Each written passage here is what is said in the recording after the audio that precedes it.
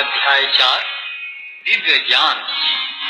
भगवान श्री कृष्ण ने कहा, मैंने इस अमर योग विद्या का उपदेश सूर्यदेव विवस्वान को दिया और विवस्वान ने मनुष्यों के पिता मनु को उपदेश दिया और मनु ने इसका उपदेश इक्ष्वाकु को दिया। आज मेरे द्वारा वही यह प्राचीन योग यानी परमेश्वर के साथ अपने संबंध का विज्ञान तुमसे कहा जा रहा है, क्योंकि तुम मेरे भक्त तथा मित्र हो। अतः तुम इस विज्ञान के दिव्य रहस्य को समझ सकते हो।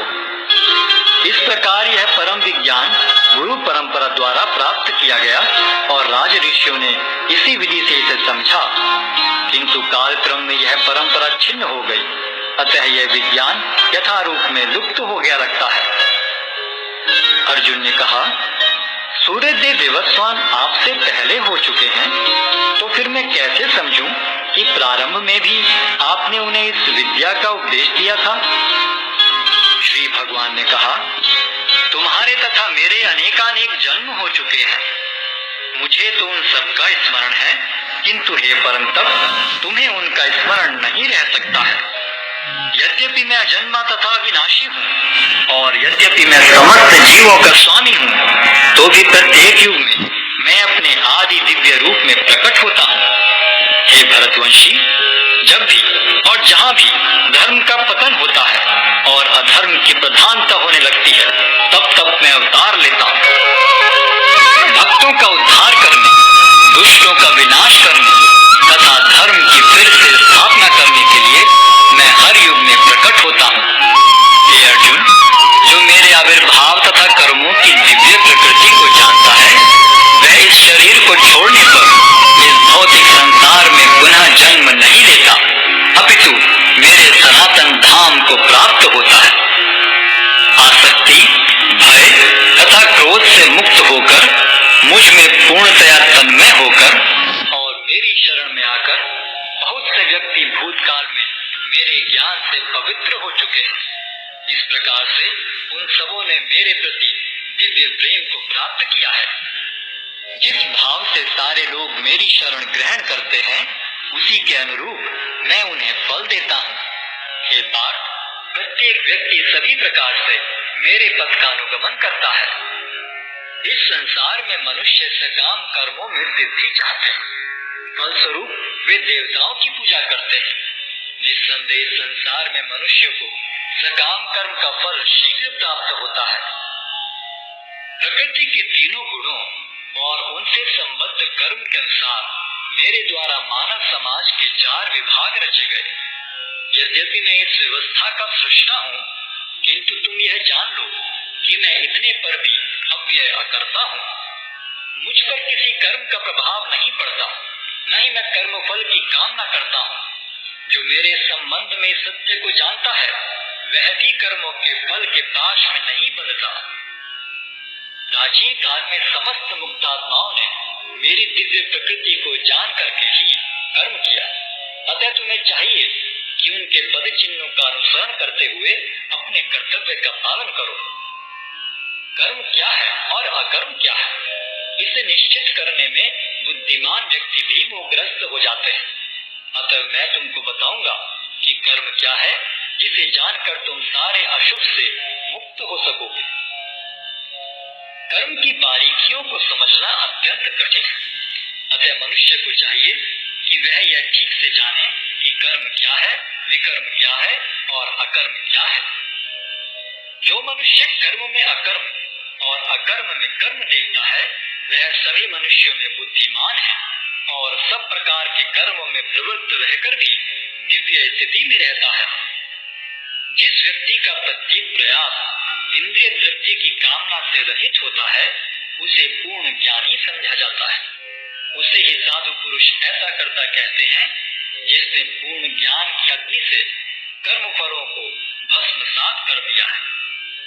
अपने कर्म फलों की सारी आसक्ति को त्याग कर सदैव संतुष्ट तथा स्वतंत्र रहकर वह सभी प्रकार के कार्यों में व्यस्त रहकर भी कोई सकाम कर्म नहीं करता।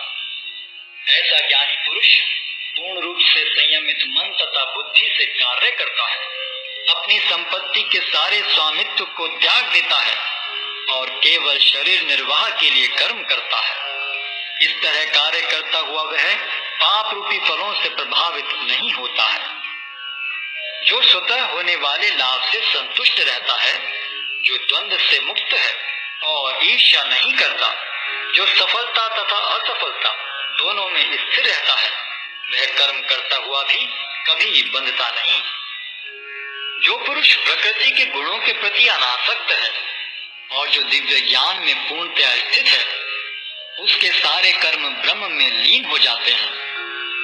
जो व्यक्ति कृष्ण भावनामृत में पूर्णतया लीन रहता है, उसे अपने आध्यात्मिक कर्मों के योगदान के कारण अवश्य ही भगवत धाम की प्राप्ति होती है, क्योंकि उसमें हवन आध्यात्मिक होता है और हवि भी आध्यात्मिक होती है।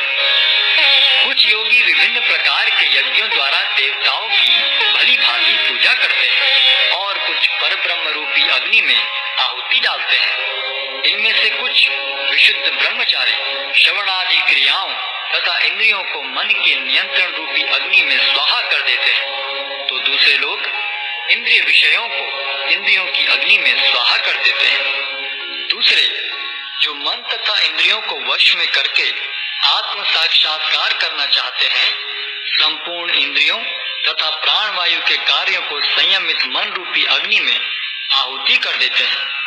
कठोर व्रत अंगीकार करके कुछ लोग अपनी संपत्ति का त्याग करके कुछ कठिन तपस्या द्वारा, कुछ अष्टांग योग पद्धति के अभ्यास द्वारा अथवा दिव्य ज्ञान में उन्नति करने के लिए वेदों के अध्ययन द्वारा प्रबुद्ध बनते हैं।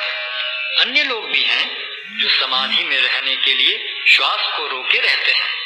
वे अपान में प्राण को और प्राण में अपान को रोकने का अभ्यास करते हैं और अंत में प्राण अपान को रोककर समाधि में रहते हैं। अन्य योगी कम भोजन करके प्राण की प्राण में ही आहुति देते हैं।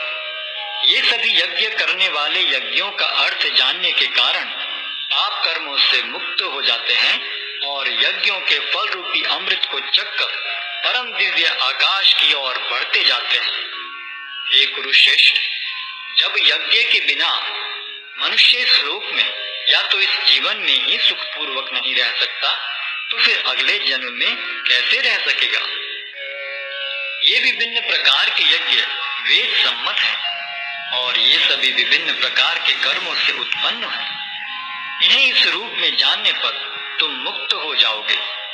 हे परंतप, द्रव्य यज्ञ से ज्ञान यज्ञ श्रेष्ठ है। हे पार्थ, अंततो गत्वा सारे कर्म यज्ञों का अवसान दिव्य ज्ञान में होता है। तुम गुरु के पास जाकर सत्य को जानने का प्रयास करो, उनसे विनीत होकर जिज्ञासा करो और उनकी सेवा करो। स्वरूप सिद्ध व्यक्ति तुम्हें ज्ञान प्रदान कर सकते हैं, क्योंकि उन्होंने सत्य का दर्शन किया है। स्वरूप सिद्ध व्यक्ति से वास्तविक ज्ञान प्राप्त कर चुकने पर तुम पुनः कभी ऐसे मोह को प्राप्त नहीं होगे, क्योंकि इस ज्ञान के द्वारा तुम देख सकोगे कि सभी जीव परमात्मा के अंश स्वरूप हैं, अर्थात वे सब मेरे हैं। यदि तुम्हें समस्त पापियों में भी सर्वाधिक पापी समझा जाए, तो भी तुम दिव्य ज्ञान रूपी नाव में होकर दुख सागर को पार करने में समर्थ होगे। जैसे प्रज्वलित अग्नि ईंधन को भस्म कर देती है, उसी तरह हे अर्जुन, ज्ञान रूपी अग्नि भौतिक कर्मों के समस्त फलों को जला डालती है। इस संसार में दिव्य ज्ञान के समान कुछ भी उदात्त तथा शुद्ध नहीं है। ऐसा ज्ञान समस्त योग का परिपक्व फल है। जो व्यक्ति भक्ति में सिद्ध हो जाता है, वह यथा समय अपने अंतर में इस ज्ञान का आस्वादन करता है। जो श्रद्धालु दिव्य ज्ञान में समर्पित हैं और जिसने इंद्रियों को वश में कर लिया है, वह इस ज्ञान को प्राप्त करने का अधिकारी है और इसे प्राप्त करते ही वह तुरंत आध्यात्मिक शांति को प्राप्त होता है।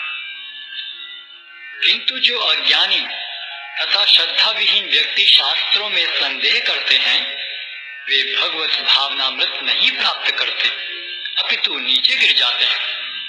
संशयात्मा के लिए न तो इस लोक में न ही परलोक में कोई सुख है। जो व्यक्ति अपने कर्म फलों का परित्याग करते हुए भक्ति करता है और जिसके संशय दिव्य ज्ञान द्वारा विनष्ट हो चुके हैं, वही वास्तव में आत्म संशयों के बंधन से नहीं बंधता। अतएव तुम्हारे हृदय में अज्ञान के कारण जो संशय उठे हैं, उन्हें ज्ञान रूपी शस्त्र से काट डालो। हे भारत, तुम योग से समन्वित होकर खड़े